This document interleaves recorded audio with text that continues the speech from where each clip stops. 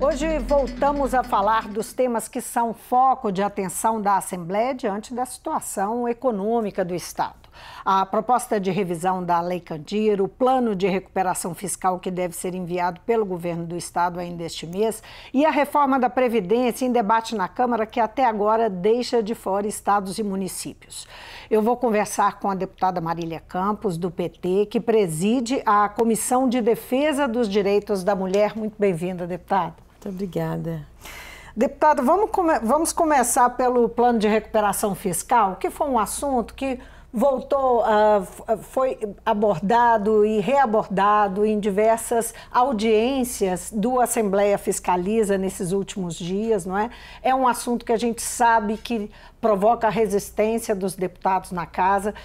Eu queria saber da senhora se essas discussões serviram para avançar em alguma coisa em relação ao plano em forma de projetos que o governo do Estado pretende enviar. Pois é, acho que, pelo menos na minha história de militância, eu nunca vi falar tanto em plano de recuperação fiscal. Plano de recuperação fiscal do governo federal, plano de recuperação fiscal do governo do Estado. E geralmente o receituário é o mesmo, né? Cortar direitos da população.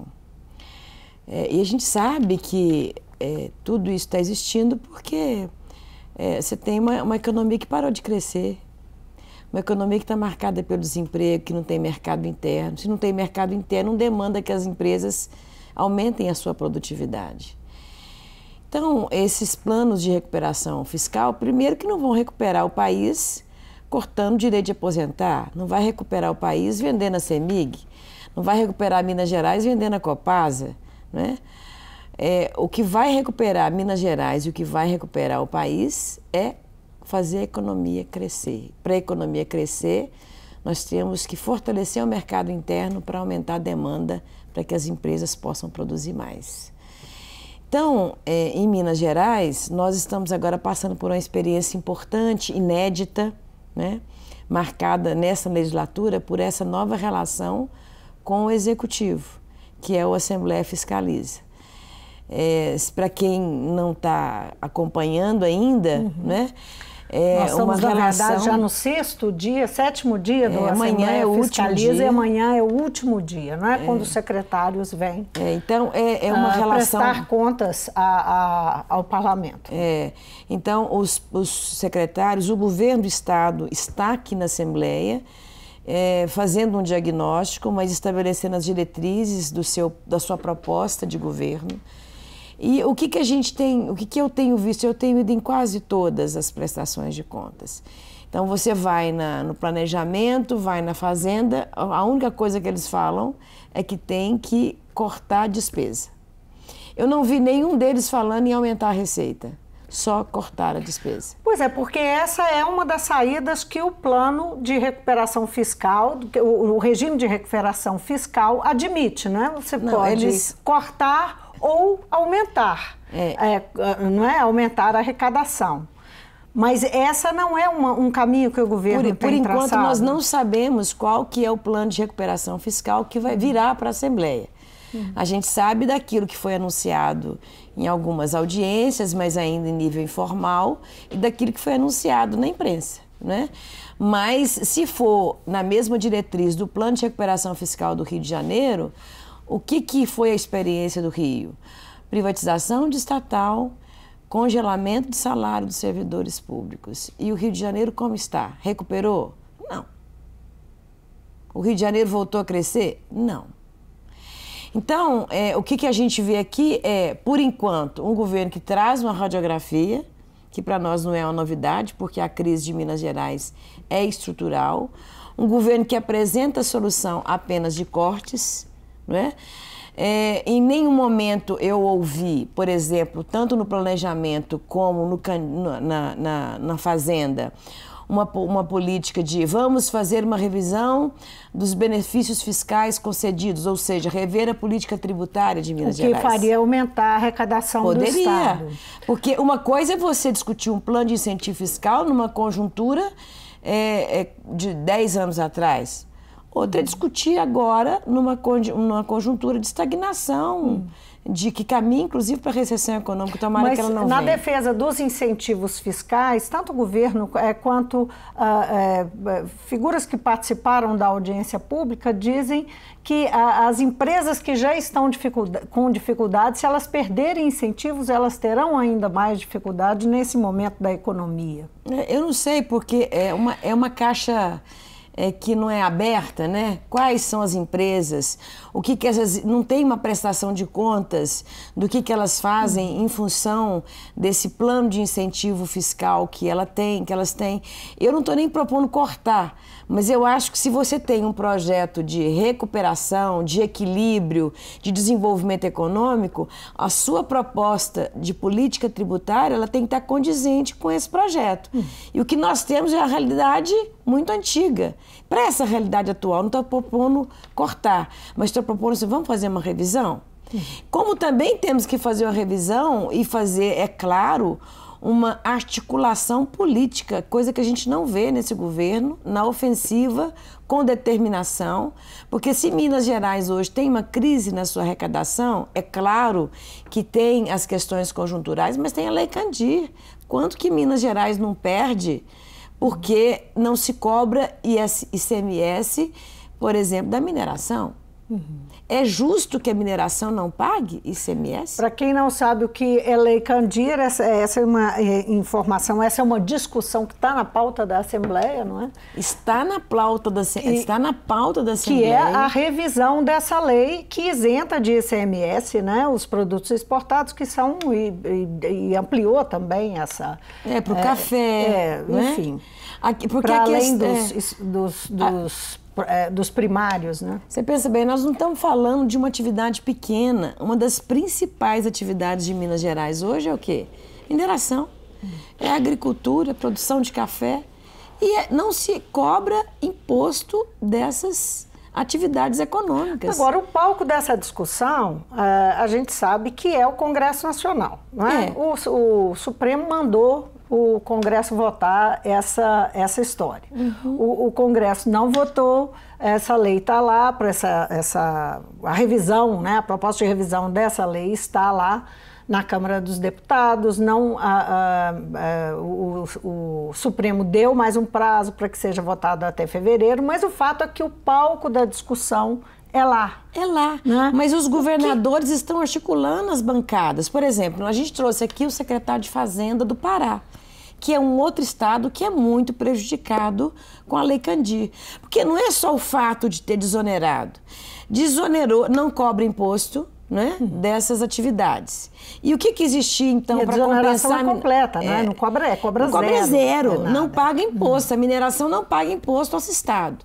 Então, para compensar Minas Gerais, o que a União falou no passado? Nós vamos compensar repassando recursos. Só que a União não compensou.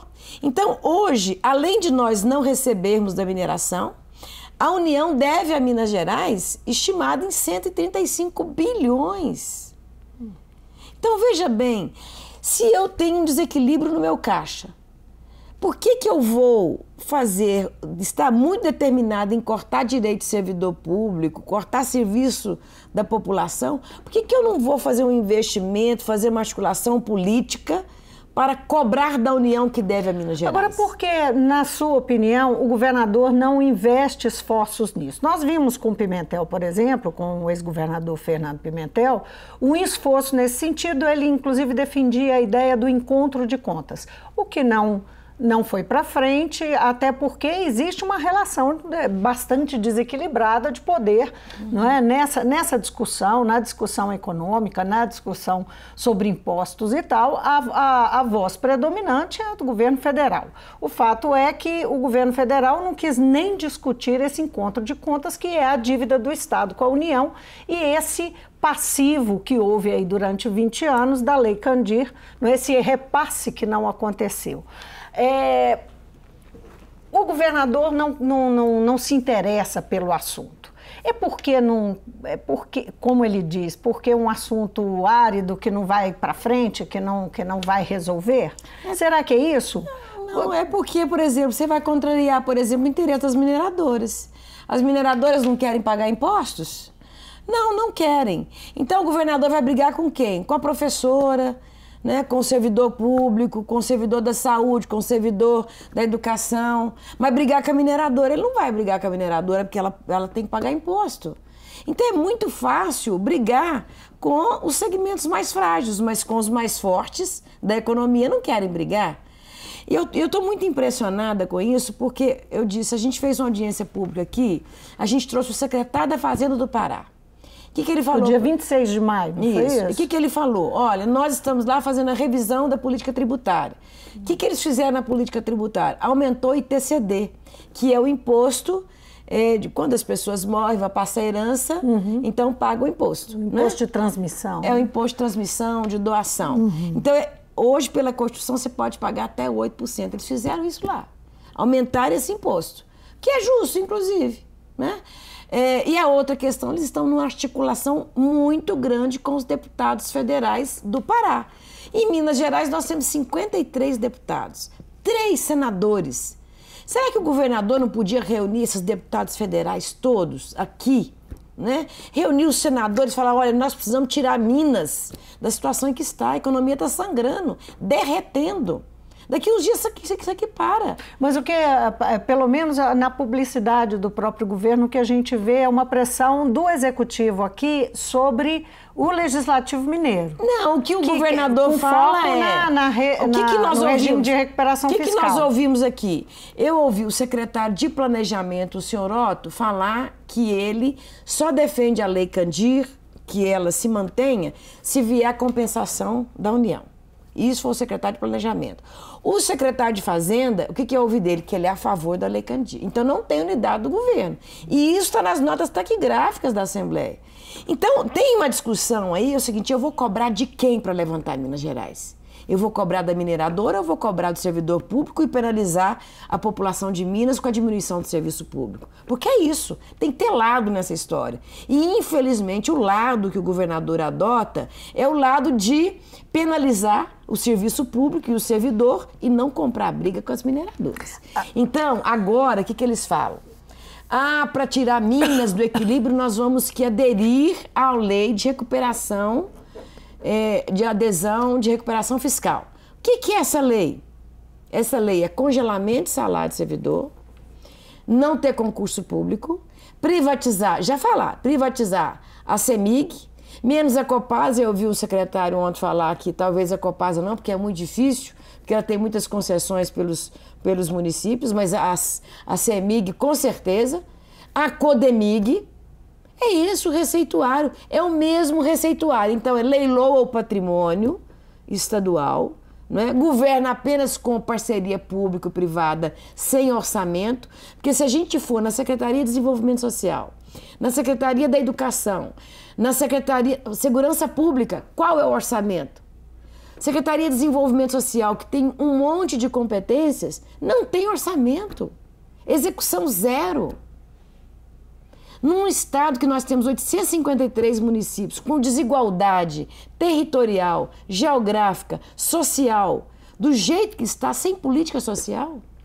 Considerando o Estado, como a senhora está descrevendo, e nosso Estado realmente está com problemas gravíssimos, nós temos lá no Congresso a reforma da Previdência, que está sendo, até o momento, que está com um parecer para ser discutido e votado na comissão especial, mas passou por grandes mudanças, por mudanças significativas da proposta original que o governo Bolsonaro enviou, e uma delas é deixando os estados e municípios fora dessa reforma, fora desse texto.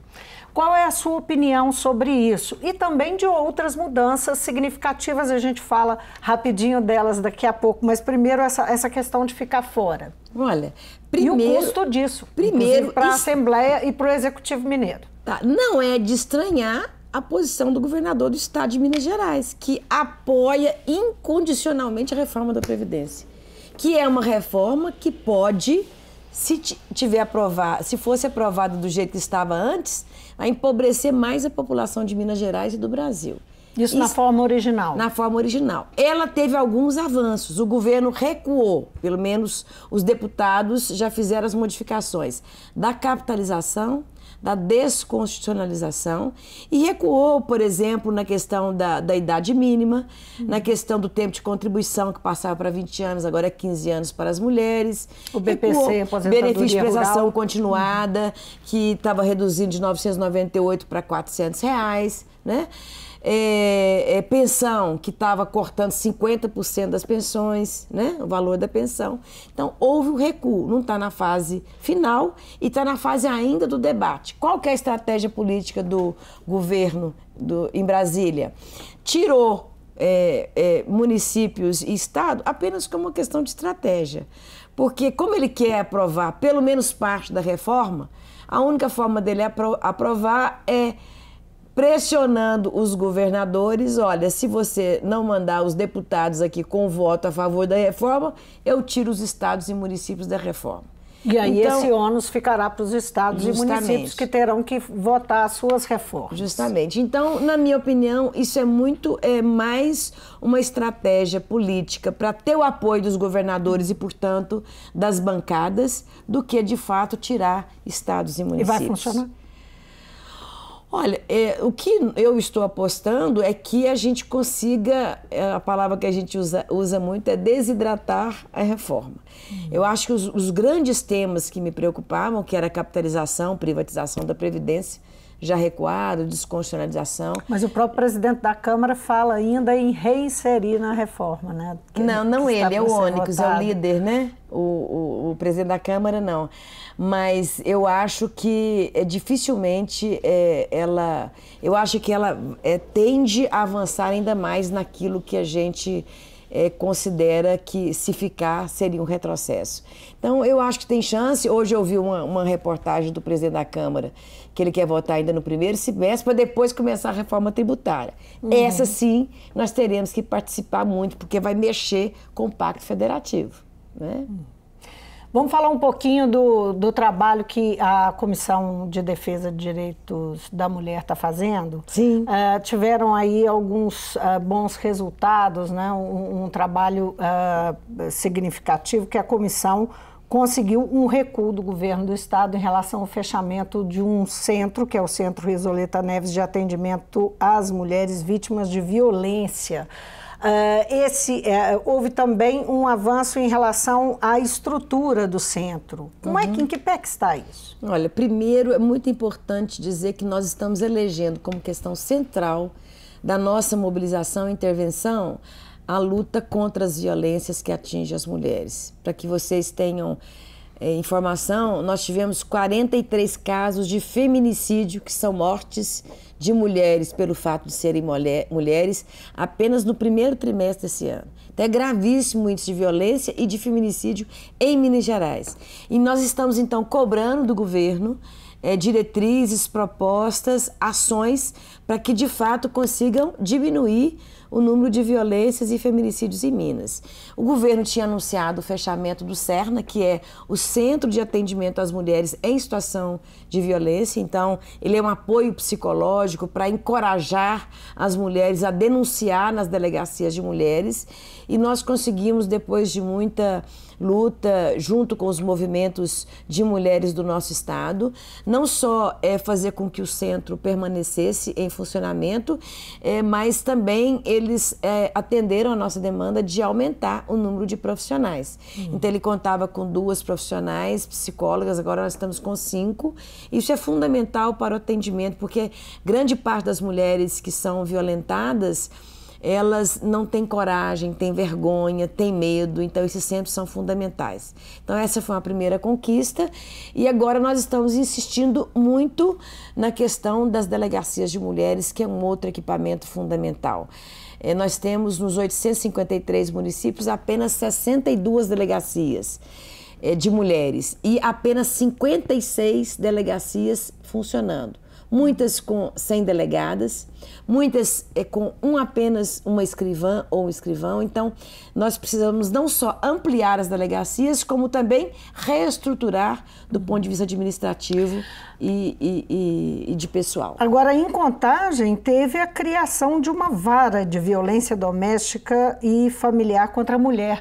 Como é que Qual que é a importância de ter uma vara específica dessa? A delegacia a gente sabe, né? Que é lá que recebe a denúncia, que é o acolhimento, faz uma grande diferença. Agora, e a vara? A vara vai julgar os casos de violência. E para que ocorra mais justiça, nós temos que ter juízes que tenham sensibilidade e sejam preparados. Então, a vara é uma especialização para os julgamentos de casos de violência. Lembrando que, em Contagem, é a cidade que tem o maior número de feminicídios no estado. Por isso, nós conseguimos. Então, o nosso papel foi intermediar a demanda, né, no combate às violências junto ao Tribunal de Justiça, que nos atendeu implantando essa vara. Então, é uma conquista para as mulheres que querem hoje assegurar o direito de existir, porque a nossa vida está ameaçada, inclusive dentro de casa. Deputada, em meio a tantos problemas, não é, desafios que a gente tem, que a gente discute aqui, tem pela frente pelo menos 2 boas notícias. Muitíssimo obrigado por trazê-las. Obrigada, até breve. Eu conversei com a deputada Marília Campos, ela é presidente da Comissão de Defesa dos Direitos da Mulher. Nós conversamos sobre assuntos que estão na ordem do dia aqui dentro da Assembleia, que são questões que estão em debate no Assembleia Fiscaliza, essa iniciativa da Assembleia de trazer os secretários aqui a cada 4 meses para prestar contas, trazer o governo, afinal, para prestar contas ao parlamento. Então, o regime de recuperação fiscal, os projetos vão chegar em breve, ainda esse mês aqui na casa, o governador vai mandar, e é uma discussão bastante difícil, que a gente sabe que vai encontrar desafios aqui dentro da casa e resistência. Tem também a questão da revisão da Lei Candir, um assunto também correlato que está aí como um caminho para se enfrentar as dificuldades da economia, a baixa arrecadação do Estado, enfim, os problemas econômicos e fiscais que o Estado enfrenta. E falamos aqui também dessas conquistas da Previdência, da reforma da Previdência, e dessas conquistas que tem a mediação da Comissão de Defesa de Direitos da Mulher. O Mundo Político fica por aqui. Se você quiser rever essa entrevista, é só acessar nosso site ou YouTube. Para falar conosco, Twitter ou e-mail. Então, obrigada pela companhia e até a próxima.